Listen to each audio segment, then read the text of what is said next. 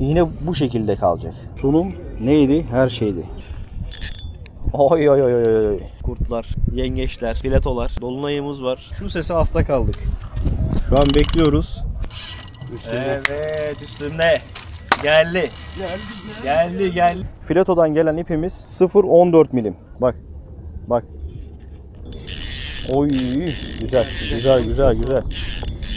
Çupraya aldığımız sistemi de gösterelim.